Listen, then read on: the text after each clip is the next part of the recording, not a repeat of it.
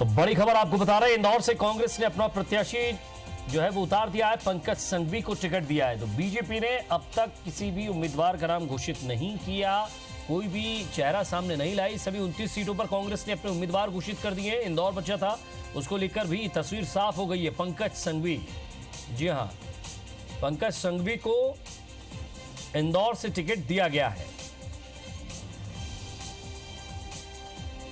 BJP ने अभी तक अपना कोई भी प्रत्याशी इंदौर के लिए या किसी का नाम या कोई रेस में अभी तक कोई भी स्थिति साफ नहीं हुई है।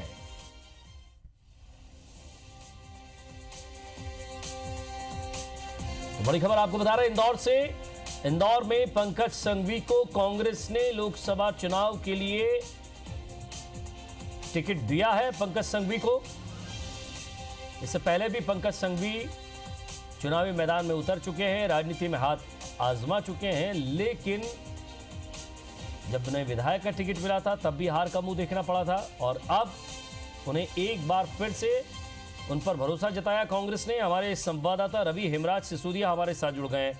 रवि, जाना पहचाना नाम है इंदौर के लिए पंकज संघवी। जी बिल्कुल, देखिए पंकज संघवी की अगर राजनीतिक करियर की अगर बात करें तो अब तक फिलहाल वो लोकसभा चुनाव भी पहले जो वर्तमान सांसद सुमित्रा महाजन, उनके सामने वो लड़ चुके हैं। तकरीबन लाखों के वोटों से वो हार चुके हैं। महापौर का चुनाव वो लड़ चुके हैं, तकरीबन 1.5 लाख वोटों से वो हारे हैं। और यदि बात करें विधायक की, तो विधायक को लेकर भी वो चुनाव लड़े हैं। लेकिन सबसे बड़ी बात यह है कि कांग्रेस ने ऐसे कैंडिडेट को टिकट दिया है जो कि अब तक कोई सा भी चुनाव नहीं जीता है। यानी कि अब ऐसे कैंडिडेट पर बीजेपी ने, कांग्रेस ने दांव लगाया है जो कि लगातार चुनावी मैदान में उतरे हैं चंद्रनगर, लेकिन बावजूद उसके वो कोई भी चुनाव जीते नहीं है। लेकिन अब यहाँ पर कांग्रेस की एकजुटता देखने की बात होगी कि किस तरीके से, क्योंकि बीजेपी ने अपना कैंडिडेट अभी घोषित नहीं किया है, तो ये माना जा सकता है क्योंकि बीजेपी से 2 नंबर से विधायक रमेश मेंदोला का नाम काफी चर्चाओं में चल रहा है कि रमेश मेंदोला इस सीट से सांसद का चुनाव लड़ सकते हैं। कैलाश विजयवर्गीय बीजेपी राष्ट्रीय महासचिव का नाम चल रहा है।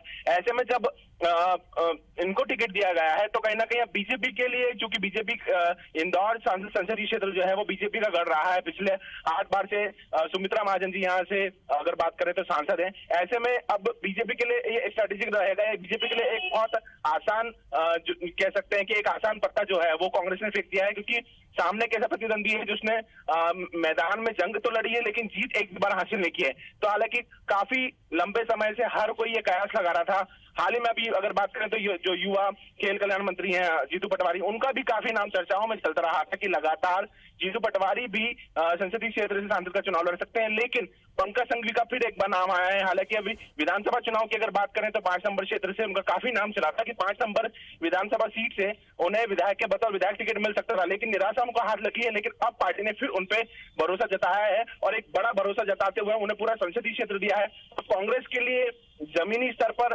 किस तरीके से मजबूती कर पाएंगे, ऐसे कौन से मुद्दे रहेंगे और किस तरीके से जीत हासिल कराएंगे तो वक्त बताएगा। लेकिन अब बीजेपी का इंतजार है कि बीजेपी इनके सामने किसे मैदान में उतारती है। जी रवि, महत्वपूर्ण बात यह कि जिस तरह से पंकज संघवी, चाहे वो महापौर के लिए टिकट की बात हो या फिर विधायक की टिकट की बात हो, विधायक प्रत्याशी के लिए, लेकिन हर जगह हार का मुंह देखना पड़ा।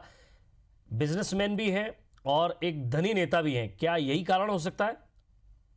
बिल्कुल, देखिए अगर बात करें तो धरातल पर वही जनप्रतिनिधि अच्छे से पकड़ कर पाता है जो जनता के बीच में लगाता रहता है।